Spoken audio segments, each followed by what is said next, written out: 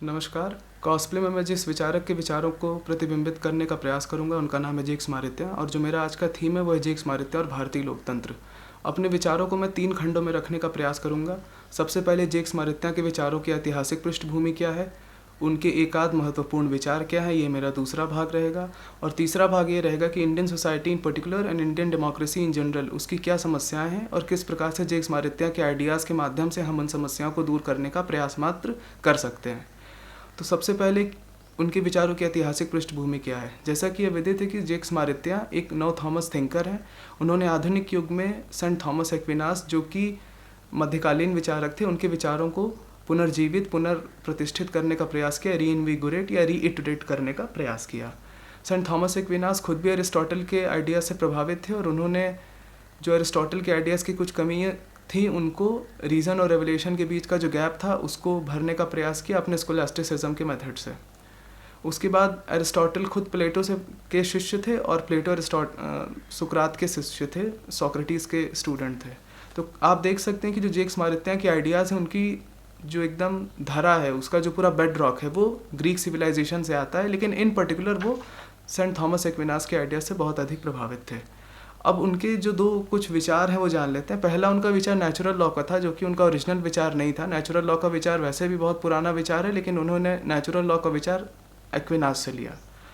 दूसरा उनका डेमोक्रेसी का विचार था, और वो काफ़ी रेडिकल विचार था। जिस सेंस में हम लोग आज डेमोक्रेसी की बात करते हैं उस सेंस में वो उसको बिल्कुल बात नहीं करते थे। उनका ये मानना था कि democracy in practice is nothing but an abstract absurdity, और in the form of ideas वो उसे कॉन्क्रीट मानते थे। वो मानते थे कि डेमोक्रेसी सिर्फ आइडिया के लेवल पर हो सकती है, प्रैक्टिस के लेवल पर नहीं हो सकती है, और इसीलिए वो प्रैक्टिस के लेवल पर जो भी डेमोक्रेसी उसको एब्स्ट्रैक्ट एब्सर्डिटी कहते थे, और जो आइडियाज़ के लेवल पर है उसी को वो कॉन्क्रीट मानते थे। तो ये थोड़ा सा पैराडॉक्सिकल और in the sense radical sound करता है, लेकिन ऐसा जेक्स मारित्या का मानना था। अब समस्या हमारे सामने क्या है, इस पर विचार कर लेते हैं। पहली बात यह है कि लोकतंत्र में स्पेशलाइजेशन के लिए कोई भी स्थान नहीं है। आप एक उदाहरण देखिए, हम किसी टेलर के यहाँ जाते हैं कपड़ा सिलवाने, तो हम उससे ये तो पूछते नहीं कि तुम 18 साल के हो, भारत के नागरिक हो, दिवालिया नहीं हो, चलो मेरा कपड़ा सिल दो। हम ये देखते हैं कि उसकी सिलने की कला कैसी है। देश चलाना जो कि इतना बड़ा काम है, टेलर के काम से काफ़ी बड़ा काम है, उसमें काफ़ी सारी उसके डोमेन्स होते हैं, तो वो हम एक जनरल किसी भी व्यक्ति को दे दे, चाहे 18 साल का है, दिवालिया नहीं है, देश का नागरिक है, चलो भाई देश चला दो। तो ये एक सबसे बड़ी समस्या डेमोक्रेसी की होती है। उसके बाद फ्रीडम को यहाँ जितना ज़्यादा खुली छूट दे दी जाती है डेमोक्रेसी में, ये कहीं ना कहीं केओस की तरफ हमें लेके जाती है।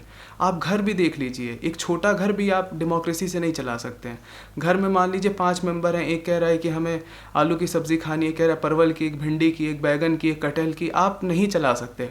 एंड में जो किचन का मालिक होगा वो आएगा और अपनी धाक जमाते हुए कहेगा कि नहीं, आज सिर्फ यही बनेगा, सबको यही खाना है। तो जब घर में लोकतंत्र संभव नहीं है, डेमोक्रेसी संभव नहीं, तो आप इतने बड़े देश को कैसे डेमोक्रेसी से चला सकते हैं, ये समझने वाली बात है। और दूसरा, जिस डेमोक्रेसी को जहां हम कहते हैं कि rule of 50%, rule of majority, हालांकि ये डेमोक्रेसी का मतलब नहीं, लेकिन अगर इस सेंस में भी हम इसको देखें तो हमारे देश की जो 50% जनता है उसका कॉन्स्टिट्यूशन से सीधे तौर पर कोई लेना देना नहीं है। उसको ये भी नहीं पता कि हमारे कॉन्स्टिट्यूशन में कितने आर्टिकल्स हैं, कितने शेड्यूल्स हैं, कितने पार्ट्स हैं। वो कभी उसने ये कहा भी नहीं कि हमें इस कॉन्स्टिट्यूशन से गवर्न होना है। बस हमने ये मान लिया कि वो गवर्न होना चाहती है और हमने उसे गवर्न करना शुरू कर दिया। तो ये भी अपने आप में एक आर्बिट्ररी इम्प्लीकेशन है।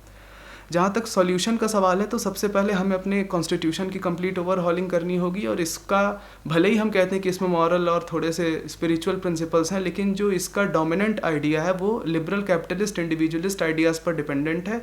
इसको हमें पूरी तरीके से हटाकर इसमें मॉरल, स्पिरिचुअल, या जिसको हम कह सकते हैं जो धार्मिक या जो रिलीजियस एलिमेंट्स हैं उससे इसको इंडाउ करना होगा, उससे इसको टो डाउन करना होगा।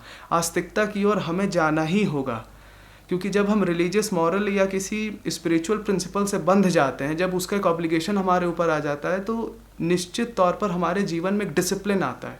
और जब हमारे जीवन में एक डिसिप्लिन आता है, जब हम एक छुट्टे सांड या रेडबुल की तरह इधर उधर नहीं भटकते हैं, तो कहीं ना कहीं हमारी जो लाइफ का पर्पज़ है वो भी हमें क्लियर होता है। जैसा हम प्राइवेट लाइफ में व्यवहार करते हैं वैसा ही हम पब्लिक लाइफ में व्यवहार करते हैं। मल्टीपल फेसेस लेकर हम नहीं घूमते हैं, तो ऐसे में धोखे होने के चांसेस कम होते हैं। एक अच्छा जीवन जीने की जो गुंजाइश होती है वो ऐसे में बढ़ जाती है।